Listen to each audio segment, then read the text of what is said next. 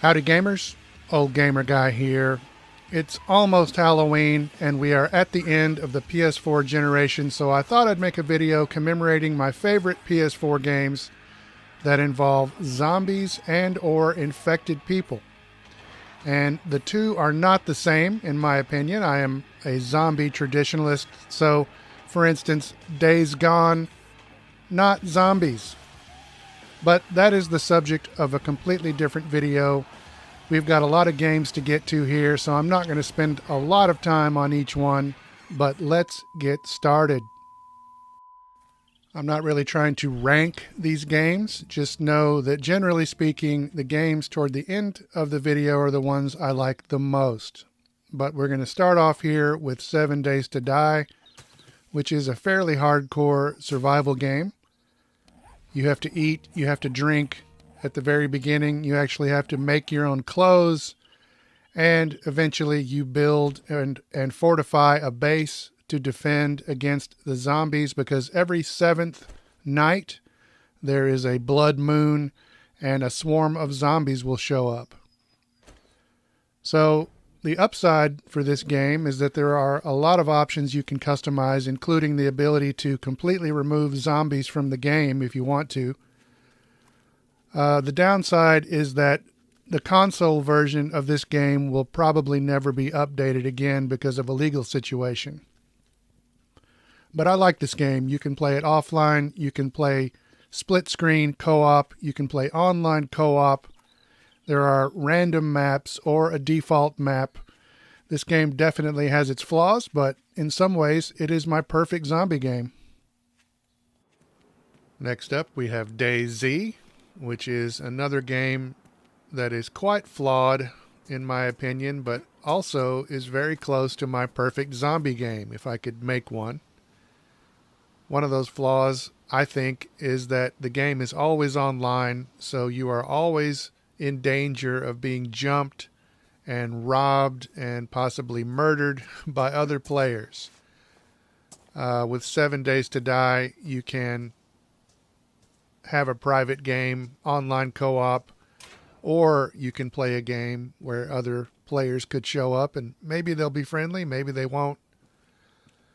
But with DayZ, you are always in danger from other players, which is, obviously intense in certain ways. But it's also, it can be quite frustrating.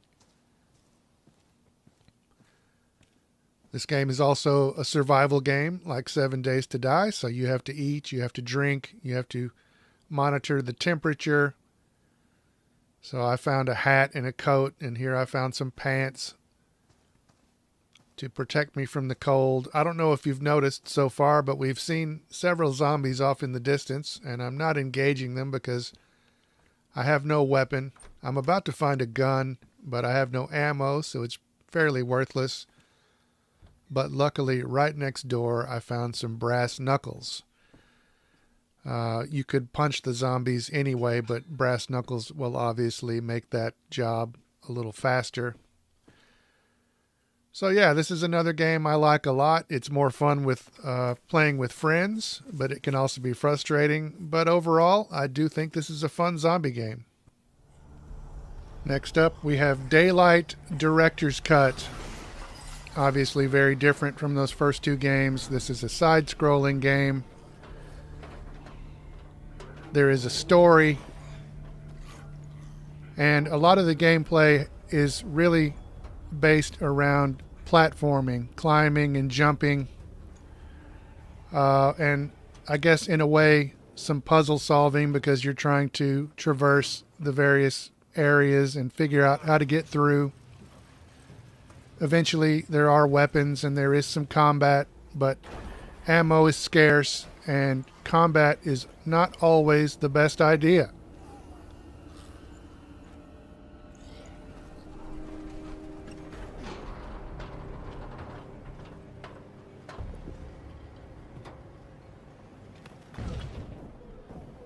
Ben and the others made it out.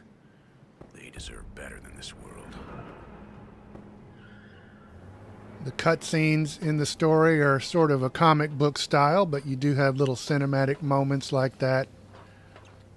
And here I'm about to use the environment to kill some zombies, which is always nice.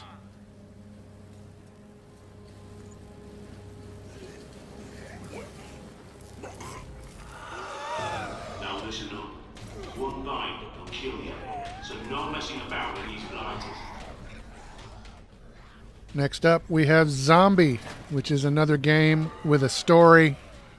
Obviously the zombie apocalypse has already taken place, and your character makes contact with a mysterious person who communicates with you through various speakers and walkie-talkies or whatever. And you make your way through a decent story that takes place in London. The interesting thing about this game is it has a roguelike element to it. So when one of your characters dies, your next character, you begin as a totally different character back at the safe house, and you have to make your way to where your previous character died. They have now become a zombie, and you have to kill them to get your stuff back, which is a very cool mechanic. I like that sort of mechanic in the Souls games and Bloodborne, and it really works well in a zombie game, in my opinion.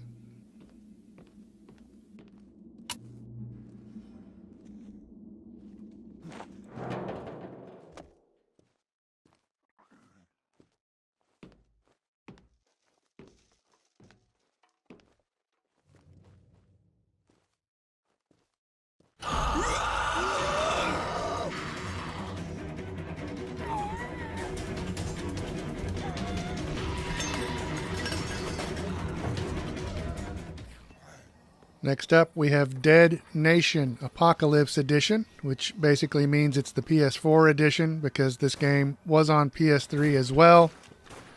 It is a twin-stick shooter from the makers of Super Stardust and Resogun, among other games. They are kind of masters of the twin-stick shooter. I think they're called Housemarque. And this is another great game from them, in my opinion. You move with the left analog stick, you aim with the right analog stick, and you make your way through some fairly detailed environments. You can play alone or cooperatively. I'm not sure if you can play split screen, but you can play online co-op.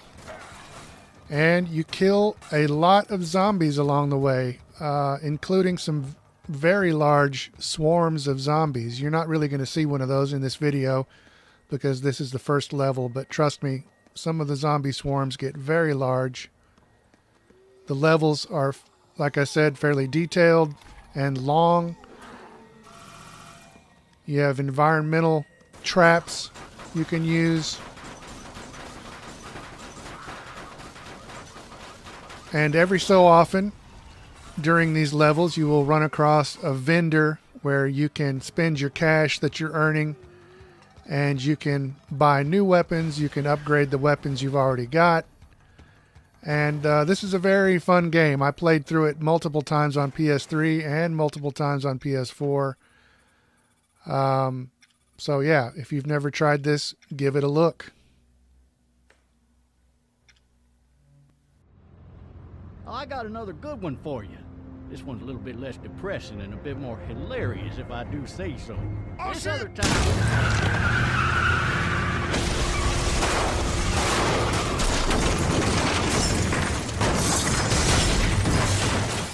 Next up, we have The Walking Dead. This is actually a series that is very cool. What I'm showing you, this footage is from from season 1. But I think there are at least 3 seasons, maybe. I can't remember exactly right now, but there are multiple seasons. And one of the cool things about this game is that it involves a lot of decision making, either through conversations or your actions.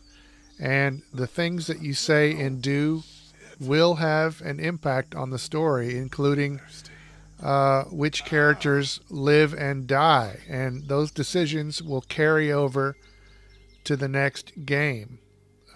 which is very cool. It's a well-written game, I would say, for the most part. You will get involved with some of these characters, and I think this is a really nice and different sort of a zombie game. I like it a lot, and I highly recommend it.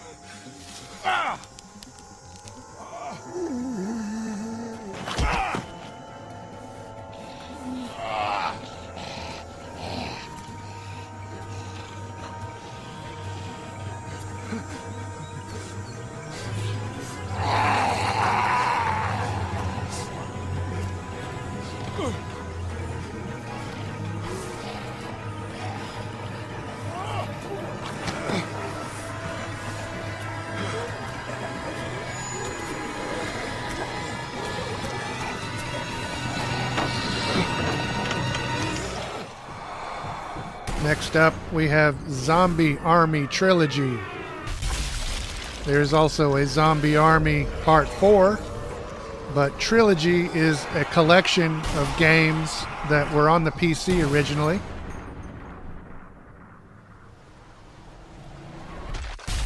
Those slow motion cinematic kills are one of the highlights of the game.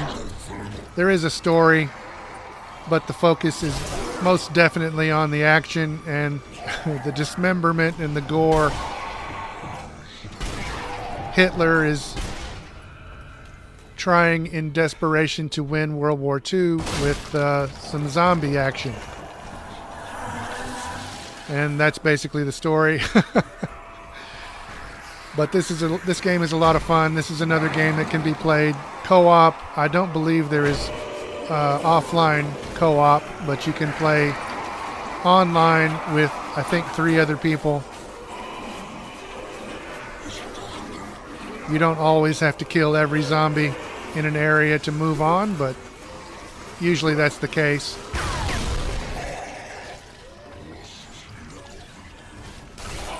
It's fun to kill zombies, it's fun to kill Nazis, and so clearly it's fun to kill Nazi zombies, as Call of Duty has proven time and time again.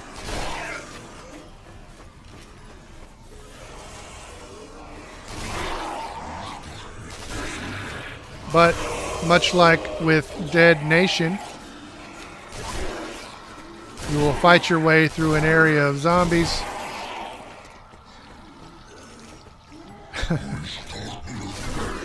Some that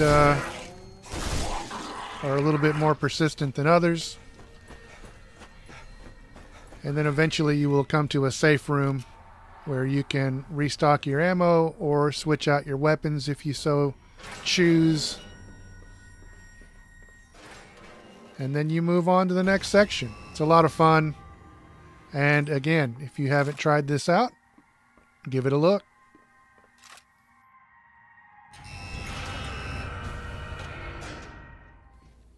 Next up, we have World War Z, the game based on the movie, based on the book. Much like Zombie Army Trilogy, there is a story here, but the focus is most definitely on the action. You can play online co-op, or you can play offline with AI bots, which is what I'm doing here. And this game is notable for the large numbers of infected that can appear on screen at once. They will behave a lot like the infected in the movie. They'll pile on top of each other until they can climb up and reach that tasty, tasty human flesh that they want to eat so badly. You can deploy defensive measures like the mortar or auto turrets. Sometimes there are turrets that you can man yourself. There are things like barbed wire. And basically you fight your way to an area, and then there'll be a swarm, and you have to defend until the game decides you've had enough, and then you move on to the next area and do it all again. It's somewhat simplistic, but a lot of fun, I think. There are multiple different classes that you can level up individually, so there's a lot of replay value. And yeah, this is another fun game that's probably more fun online with friends, but you can still have a lot of fun with it, even playing offline with bots. Turbines online! Holy shit, I love this guy! Honestly, I did not expect that to work.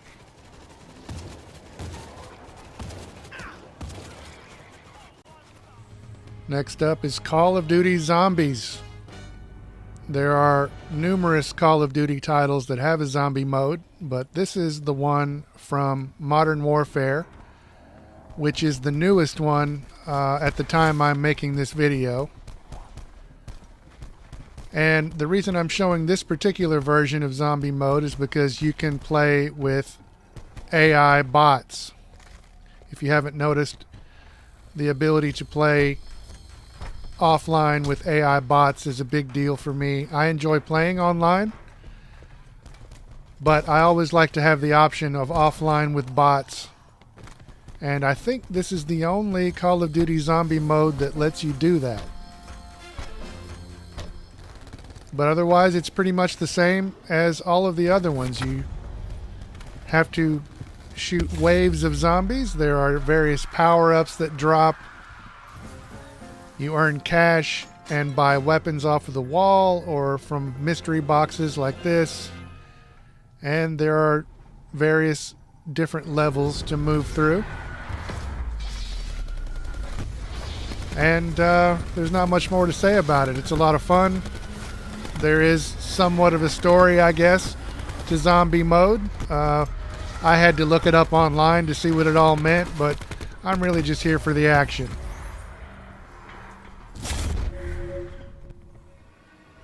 Next up, we have Dead Island. This is another game that was originally on the PS3, and they came out with a PS4 version, the definitive edition. And of course I bought it because I buy everything that is related to zombies. This game is notable for zombies that wear bikinis. There is a story that involves a party and a concert and a zombie outbreak that happens while your character is drunk. Your character wakes up with a hangover the next morning, and something clearly has gone very wrong in the hotel, and hilarity ensues. Anything useful? There's crafting. You can make some crazy weapons that have various elemental attacks like electricity and fire and acid. This can be played online, co-op.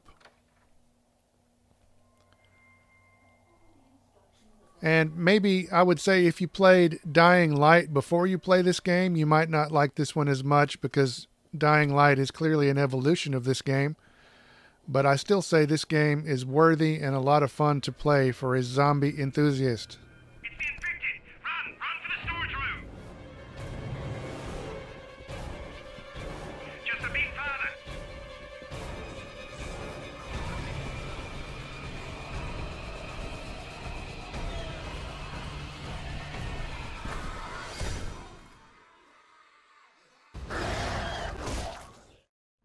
You pinch him. You're scared. I'm not scared. Then pinch him. He blinked. What? He blinked again. What if he's a zombie? Zombie! Run! Speaking of Dying Light, next up is Dying Light.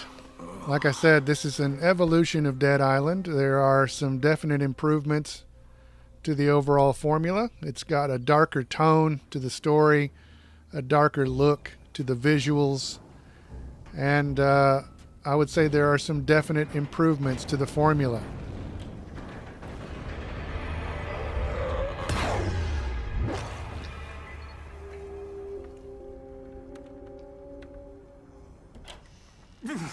I cut my arm getting away from him. Oh, God. You had to kill him, didn't you? God damn it! That was my brother. I came down to see him and... Easy, easy. It's all right now. I'll get help. Hey, Raheem, this is Crane. I'm down here on 13. Listen, this guy of yours got fucked up pretty bad getting away from a zombie. Oh shit. 31? You went after Mark? Is it safe down there? Yeah, well, it's safe enough now. Okay, don't move. I'm sending Lena downstairs. Dying Light adds a day and night cycle to the formula. Much more dangerous creatures emerge at night. You can play this cooperatively with 4 players, but there's also a mode where an enemy player can invade your game as one of those very dangerous nighttime creatures. And another huge difference from Dead Island is the verticality of Dying Light. Your character can perform parkour, and by the end of the game is basically Spider-Man.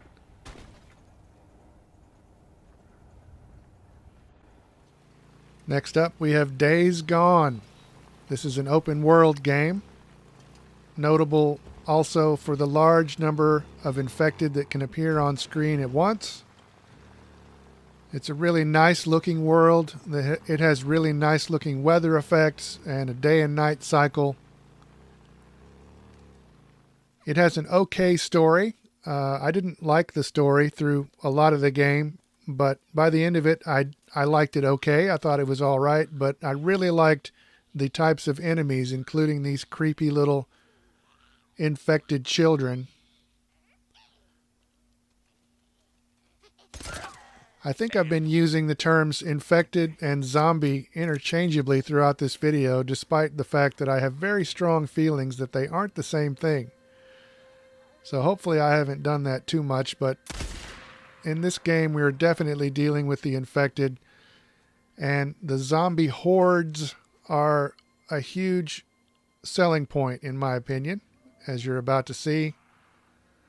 I fired my sniper rifle, which made noise, and it drew this group of infected out of their building here, and you can kind of see at this distance that there are multiple infected in there, but you can't really see how many, but you're about to see.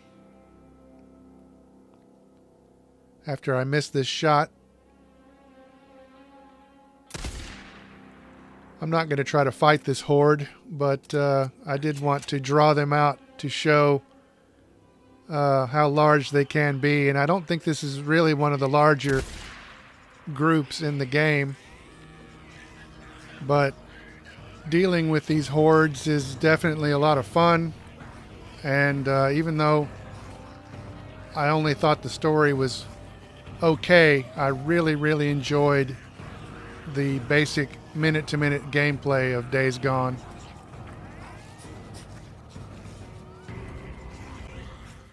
Next up is a big one, The Last of Us 2. If you haven't played The Last of Us Remastered and you haven't played The Last of Us Left Behind, what are you waiting for? And when you play those games, I would say you should play those games first. And then when you're done with those, play The Last of Us 2. These are the types of games that elevate gaming to an art form. The visuals, the acting, the animation, the gameplay, all of it is just top notch. The Last of Us 2 was a very divisive game for good reason, I would say. Some people hated it. I loved it. I think everybody should at least check it out. You've got human enemies. Sometimes those human enemies have dogs that can sniff your scent and follow you. And then, as you'll see here in a minute, you have infected enemies as well. Some great stealth gameplay and some great action. Just all around amazing. And like I said, if you have not played these games, what are you waiting for?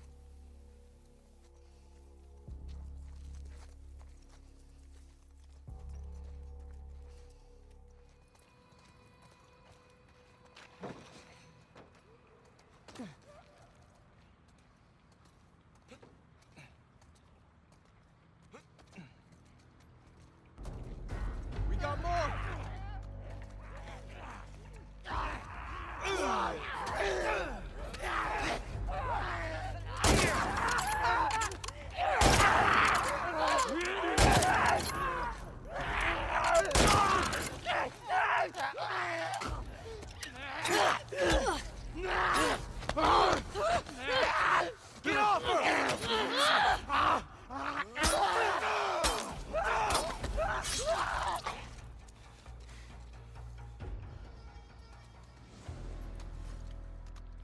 Okay, now that's it.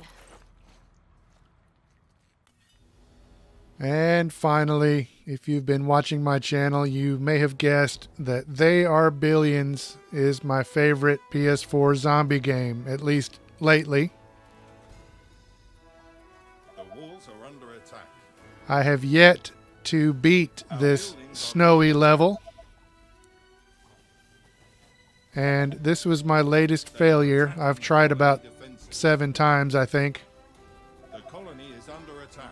I did not expand my base properly. There are a lot of weak points, including some places that have no walls whatsoever. So I knew I was doomed going into this last wave here, but I went ahead and recorded it anyway to use in this video. Our buildings are being attacked.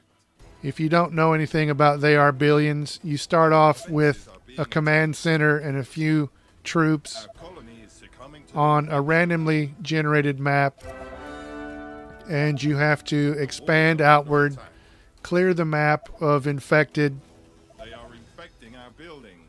and build places for people to live. You have to build food generating buildings like farms and hunters' cottages and fishermen's cottages. All of those buildings need power, so you have to build windmills, and you basically just have to keep expanding and expanding. And then after a certain number of days, the final wave hits, and you have to defend or die. And what you're watching here is me die. This game is difficult, and it can be very disheartening when you lose a base like this, but it's a lot of fun, and it's a good way to close out this video. So it's been a long video. I hope you've enjoyed it, but as always, if you've made it this far, thanks for watching.